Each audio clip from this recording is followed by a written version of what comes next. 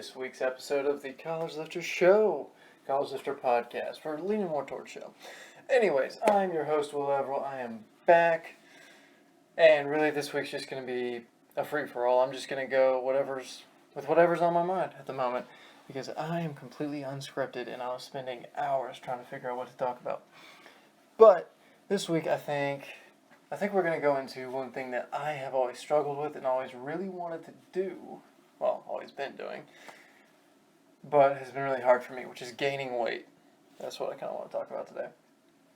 So, quick update. Ryan's still doing his thing. Kara is halfway through her stay out in Italy. So she's having fun there and all that. And she'll be back in about 3 weeks. So you'll have someone else to listen to rant. If you do enjoy rants, this is the podcast. This is the episode you want to sit down and just get ready, because I really rant about a lot of stuff. So, anyways, gaining weight. I've struggled with this basically my whole life, except for when I was in elementary school. I was a chubby little kid. But ever since I hit my growth spurt, I jumped up. I was one of the shorter guys, and then I jumped up to 6'1", 1.5", 2, something like that. Around the time between 6th and 7th grade. And ever since then, I've always been too skinny. I've had a lot of trouble putting on weight. Putting on good weight. Yeah, I can put on, let's say, 5, sometimes even 10 pounds of not so good weight, of fat. But then within, 2-3 days of getting back into working out and get back into a routine, it drops immediately. So that's always been a struggle of mine. Especially since my biggest weakness was weakness. I've not always been the strongest guy or the fastest guy or whatever. I've always had really good mobility, though, so I don't know if those are two opposites. But there are a couple different ways I've sorry, there's my glasses, a little too close to the mic. There are a couple different ways I've tried to gain weight. So when I was back in high school, I was eating all the time, playing football and all that. And I gained...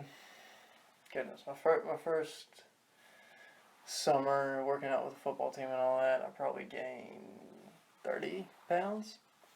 A lot of it was muscle, but those were the beginner gains. Those were the first-time lifter gains. And then after that, it kind of petered off a little bit until really this past year. But yeah, I was really tiny. I wanted football in like the 170, 160 range, which for a guy who's about 6'2", 6'3", that is really, really light and really, really skinny. But at the time I played basketball, so it didn't seem like such a big deal, but once I jumped into football, it became a huge deal because I just got thrown around.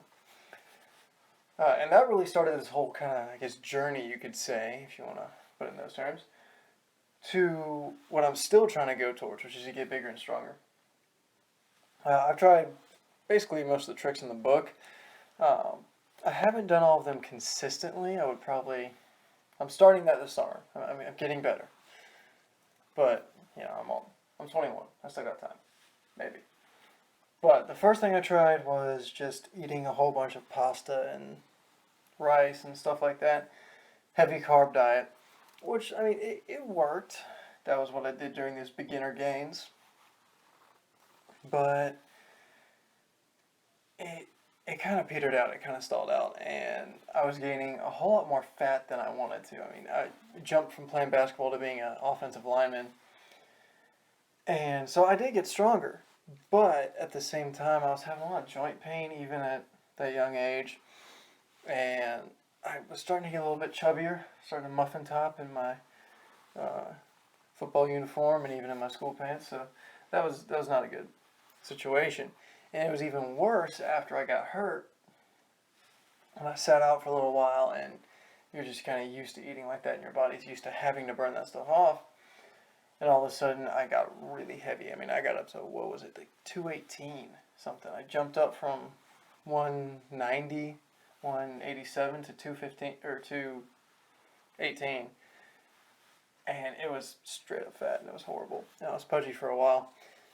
But then I kind of worked it off and got back down, especially getting into... I tried doing some functional fitness, some kind of crazy or weird stuff for a while. And then I found CrossFit and jumped into that. And that has been my saving grace for body composition for the last 2 years now. 2 years? Yeah. But it's still, the issue is still there of not being strong enough, not being able to be explosive and all that. So the first thing I tried with gaining weight was drinking those mass gain shakes. And for those of you who don't know what I'm talking about, it's, if you know what whey protein or protein powder in general, whatever kind you like is, it's basically that with sugar just poured in, and I mean just packed with it. I'm talking each serving was, oh man, it was over 1,000 calories. It was like 1,200 and something calories per serving, which was ridiculous. And I used to mix that with ice cream and milk and drink it after workouts and right before bed. So that probably was too extreme of a strategy, but it put on weight, it put on pounds on the scale, and my numbers went up a little bit, but it wasn't all being used. It wasn't a very efficient way of doing it. So the next thing I tried was chocolate milk. I forget who told me, but I hear this a lot now that chocolate milk is just this great thing, and it's true. You know, the older I've gotten, the more I've realized, oh, all the sugar in chocolate milk plus the protein and all that other stuff really makes for a really potent combination for muscle building. Again, I overdid it. I overshot it by way too much. I mean, this is back before I really understood calorie counting or the paleo diet or anything like that. I just ate and did stuff that I heard worked. So, I mean, that worked for a little bit. I tried doing 1-5-3-1, and then I would drink chocolate milk right afterwards, and I kind of, shoved off protein shakes to the side and replaced the chocolate milk. And that worked for a while. I mean, I wasn't that consistent because I didn't have much accountability, and I was still pretty immature at that time. But, again, it was too extreme of a measure in the amount I was doing it in. Plus, the diet was not on point. In the past year, I've been doing CrossFit for 2 years, but really in the past year I've nailed down the diet. And even last year I was doing the chocolate milk thing, but it was to a lesser extent. But in the past year I've really kind of tried to tune in the diet. Kara gave me a PDF of, 400 something like that, pages of recipes for paleo type meals, which actually one is cooking right now in the crock pot, which is going to be amazing. But more about that later. And I've kind of been dialing stuff in, and what I've noticed is when I train, I feel better. I have better energy, and I have a better overall feeling after I rack the bar. A lot of y'all know, if you've been listening, that especially the first episode, I love the small cycle. I've tried 5-3-1. Just for me, whatever the timing or the stimuluses I've had in the past of doing German volume training, which was not my choice. Please don't crucify me for that. Although I do think it's a great way to get in enough volume to learn the Olympic lifts well. Probably not good when you're increasing the weight the whole time. So, I think it has an application. A lot of people don't like it. I think it has an application. Now, should that application be for someone who has everything on point, is really good genetically, and maybe lower the weight at the beginning? Or maybe at least make sure they're competent with the Olympic lifts and force them to rest and take a break when their form starts to break down? Yeah, maybe. But I still think it's viable in some cases.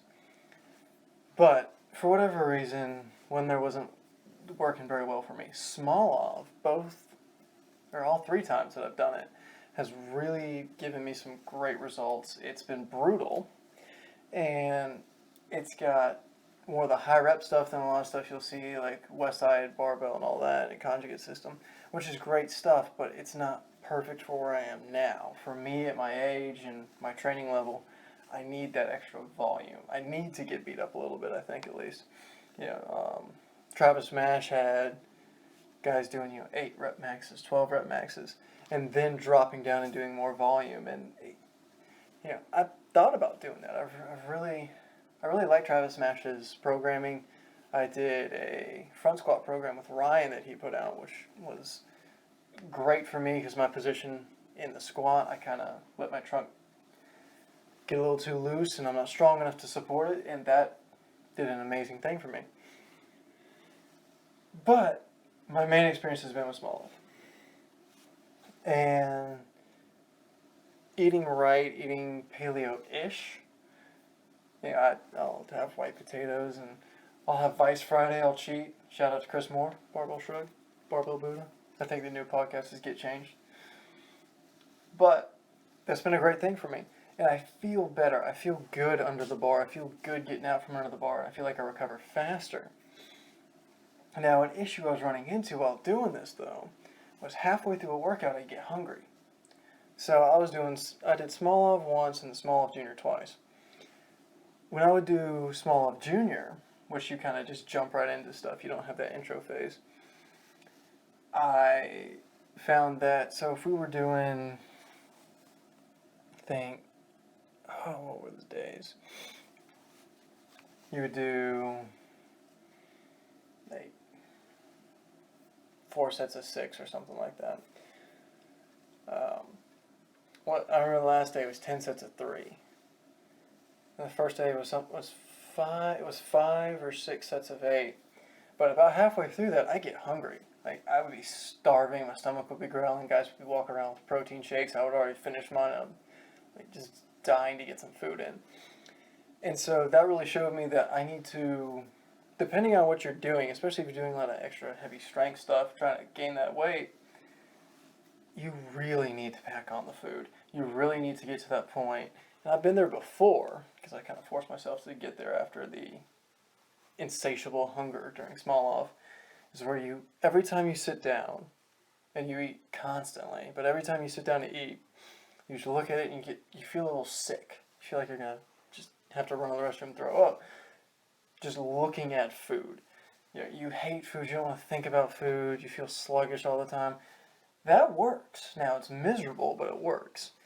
Can you find a not happy medium, but can you find a point where you can still function at a high level throughout your day and do that? Yeah, you can. But I think you need to get to that point if you're really going to gain weight, if you're like me. Now, some people, I have some buddies who have no problem putting on weight, and they have no problem putting on good muscle weight. For me, for whatever reason, it is a uphill battle all the way. Partially because my appetite's not there. But you throw in there's another thing. If you have someone, as a coach, some client, or if you know someone who struggles with appetite, put them through something like small off, if they can handle it. But put them through something like small off. Put them through something that is relatively heavy, with a lot of reps and a lot of sets. And they will be hungry. I guarantee you they will be hungry. They will be looking to kill something just to eat. So that's one approach. But you really need to amp that food up. And it's the basic stuff. I mean, I've tried, I take creatine and all that stuff. And I've tried, all the pre-workout stuff and all these other weird supplements that are supposed to help you and all this. It really just comes down to you got to get the work done and you got to do the things you know you need to do, which includes eating right and making sure you're eating enough and all that. Just go through the basics and try to be healthy and then add stuff on top of that. So if you need to, throw in protein shake or a doubled up protein shake right before or right after you train, chocolate milk, whatever. I will say this. I think a protein shake either right as you're warming up or on your drive to the gym is a great idea. I first heard about it, got the idea from Brian McKenzie, who was talking about he would do it with his guys when they were testing out 3Fuel. And, he made a big point that it's not going to really upset your stomach too much, and especially these endurance athletes who are used to, super long 100-mile races and then eating stuff in the middle of it. But getting that in your system is great because you can run off it a little bit, supposedly. And that whole anabolic window or anything like that, which is for those of you who don't know, the time after the workout where they say you're supposed to get your post-workout meal in, whether it's a shake or actual food, to get that in, and that will maximize that window of about 30 minutes. is the time that your body is most likely to use most of what you consume for recovering from that workout and the muscle building and all that. And the carbs are more likely to be stored as in your muscles instead of in your fat tissue during that window. And of course, the longer you wait after that, the less is going to get stored in your muscle and the more is going to get stored in fat. So the theory goes. But food takes about 30 minutes to an hour to digest. So if you get that in right before you work out, and let's say you're just doing a CrossFit workout, and you just down your protein shake or you eat something right before, whatever you feel comfortable with, now all of a sudden that is digested and ready to go as soon as you're done. So it's getting right in there.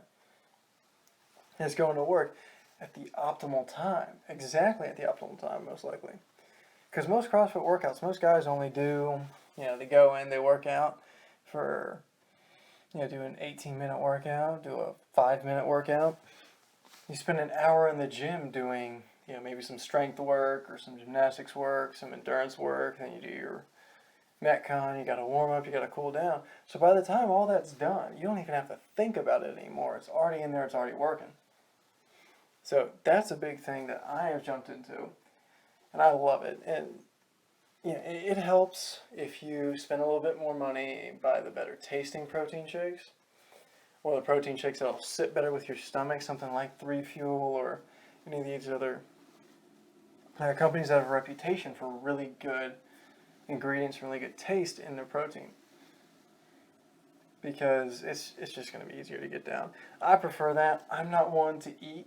I know some guys are, to eat right before. That's not me. I feel sick, I feel sluggish. It weighs too much on my stomach. If I have a good protein shake and then some water, I feel pretty light and pretty good. So that's a really important strategy I found. I've also found, doing the simple pre-cooked thing, throwing stuff in Tupperware, putting it in your refrigerator and freezer, that makes life so much easier and so much simpler. Like right now, I have some Middle Eastern lemon garlic chicken thing sitting in there. I don't know what it's called. But if you beg enough, I'm sure Kara or I will post it on the Twitter page or the Facebook page. But I got that sitting in there, and then I'm going to have some roasted carrots waiting on me, and it's just going to be amazing.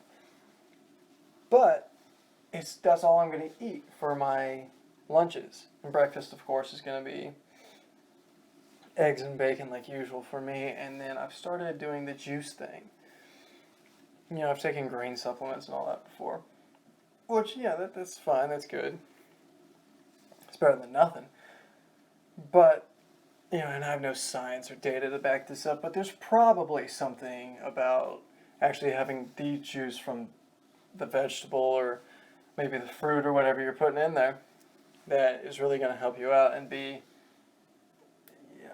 maybe it's more digestible. I don't know. I haven't really looked into that.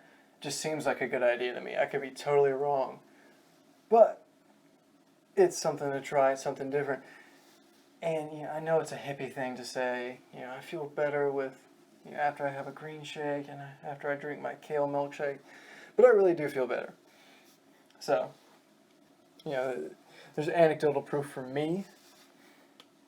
And there's probably some scientific proof out there. I just haven't looked it up. I haven't had time. I've been working on the website and trying to get the feed all lined up and all that. I'm not good with technology, guys. So be patient on the website and the connecting to iTunes because this is way over my head. But, simple things like that. Also, if you're like me, so all my weight is in my lower half. So my legs and my hips are everything. That's where all my weight is. My upper body is pretty weak in comparison. So if you're trying to gain weight, if you're trying to gain good weight, and even to be able to support stuff, so if you're trying to snatch more, and you're like me, then you got to get those shoulders and that upper body and the back and the chest and all that strong. Or else, your legs could maybe push it up, but you'll never know because you can't connect the weight to your legs through your upper body, if that makes sense. Also, core jumps into that too. Having a really strong core is important. Again, weak area for me. which is something I'm working on this summer. So this summer I'm doing some bodybuilder type protocol, doing some curls and tricep extensions, a lot of pressing and a lot of vertical pulling and horizontal pulling, and a lot of core work, so that on top of doing, my normal weightlifting type leg workouts, or just workouts, I guess, but on top of all that, just so that when I jump back into the regular CrossFit and really start pushing, especially the weightlifting side, because that's the most fun to me. Like, I enjoy the CrossFit stuff, and it's a lot of fun, but as far as something to zero in on, weightlifting is where it is, in my mind. CrossFit is fun, but it's not something that it's like a hard goal for me. I just keep doing it to try to improve. If I improve 1%, I'm happy. In weightlifting, I want to improve 100%. But doing this upper body stuff, kind of this isolation stuff, because basically bodybuilding is just accessory work. That's all it is. It's a bunch of accessory work to make the individual muscle stronger. So like if you have an issue and you're quad dominant, in weightlifting or powerlifting or whatever, I don't know why you would be in powerlifting. That'd be a little odd. But in weightlifting, or even in CrossFit, what do you do after you work out? You go and do some hamstring curls. Because you're quad dominant, you need to build that up and balance it out. Or vice versa. If you're hamstring dominant, go do some leg extensions, put a kettlebell on your foot and do that. Or go to a Globo, bodybuilder type gym and do it there. These are important pieces. It just so happens that people like me and a lot of younger guys need to do a lot of volume in these little pieces and these little accessory work movements, because we just haven't built up that ability to withstand those heavy weights yet, or we have major imbalances. I did small off twice, or small off junior twice, and small off. I've done Travis Mash's front squat program. I've blasted out the lower body dominant lifts, but my snatch, I'm stable and I'm flexible, but I just start to get crushed at some point. So going back to these kind of bare bones roots, really, it really hones in on your specific goals. And I know I talk a lot about that here. I am a big fan of the general physical preparedness, but you have to be prepared for the GPP, if that makes sense. So if you have a friend or a client or whatever, and they're trying to do the general physical preparedness, general CrossFit thing, but that stimulus that they need to get from, let's say, a snatch workout is being held back because they're like me and they can't be stable overhead with it, just not because of their legs, because their upper body. Now they're not getting the full dose of that stimulus that they could or should be getting. So you've got to kind of weigh it, and if you're just doing the general thing, you can just do minimal work. But for me, who really wants to push it in weightlifting, and hopefully that'll help me push it in CrossFit, because it'll just make me a more stable body when I'm doing gymnastics movements or running, or especially the weightlifting heavy side of CrossFit. You got to really dive into that. At least that's my opinion. So that was my rant. If y'all enjoyed it, please tell us, because I can rant a lot. Give me a topic to rant on, and I will rant. I love ranting. You can ask Kara. She tells me to shut up all the time from ranting. And so do all my other friends. But so really make sure your diet's on point. Make sure you have to build your diet in layers if you're going to try to gain weight. You've got to have the health part down, and then stack on from there. And whether that means throwing on extra shakes, whether that means downing some chocolate milk or regular milk or whatever, whether that means throwing in, you're eating every couple hours, or you're just doubling up your meals, or however you want to do it, have that base layer of health first. Have your greens, either eating or juice or supplement or multivitamin. Have your meat and your veggies and all that, and your good healthy fats in the right amounts, just for daily maintenance, before you do the weightlifting, or the weight gaining, sorry. And then once you have that down, then throw that next layer on there of chugging milk or adding more meals and more meal frequency or doubling up the meals if you can handle that. I personally can't. I do not have that big of an appetite. So the old school mentality of eating every 3-4 hours, when I can, that works perfectly for me. So when I don't have classes lined up back to back to back, which is most of the time, unfortunately, or, this summer I'll be working, so I'll only have one break. But work doesn't start till 10, so I can get up at 4 or 5, have breakfast, go to the gym, have a post-workout shake, or a pre-workout shake that kicks in post-workout, either way, however I'm feeling that day, and then come home and eat a meal, and then eat lunch, quote, during my break, and then come back and eat dinner. That's it right there, sort of, or that's at least close, and then have like some sort of shake or something like that right before bed. That's how you can make that work for you. Even if you have a job and stuff like that. You hear a lot of people make excuses and all that, and I'm not technically, okay, yeah, I am kind of going after that, but there's always a way. There's always some strategy you can put in place. And maybe it's not the best, maybe it's not the perfect thing, you're not timed down to the minute or even the half hour. In the grand scheme of things, 30 minutes, 40 minutes, 10 minutes, 2 minutes, it doesn't really matter as long as you get that in. Now, there's probably some benefit for getting it right on the dot, but you got to work with what you got, and you have to do the best with what you have. So it does you no good. I don't understand people who go on and say, "Oh, I don't understand that, or I'm not good at it, so I'm going to avoid it." That doesn't make any sense. If you avoid it, you're not going to get better at it. Same thing. If you avoid trying to find some way to get it done, then either way, you're still not getting better. If you spend the time and the mental energy to figure out a strategy to get it done, now you're getting better, or at least you attempted to find it, and if it came out somehow because you have some insane job that there's no way, okay, at least you put some thought into it, so maybe next time if you switch jobs or if they move you to a different office or different hours or different time slot, you'll already have that thought pattern set up and be looking for those holes where you can do it. So don't just go, "Oh, I'm not good at it," or "Oh, it's impossible." You need to find a way, because either way you're not going to be good. If it's impossible and you try, okay, but at least you put forth some effort and you showed me and everyone else in the world around you that you actually care about this deeply. And if you just give up, well, you're still not better at it. That didn't do anything. Just strive for it and go for it. Have some passion in it. Don't just walk in there and be like, "Oh, okay. I'll move this barbell real quick. Alright, we'll do some pull-ups.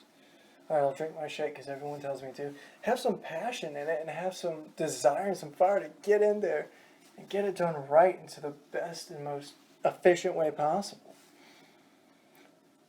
So, that's my 2 cents. That's my last rant for the night, guys. Please visit the Facebook page. Please visit the Twitter page. Please visit the Twitter page again. The Twitter page is going to be @CLifterPodcast, even though it's @CLifterShow. We need to get around to changing that. We may eventually, but it's @CLifterPodcast.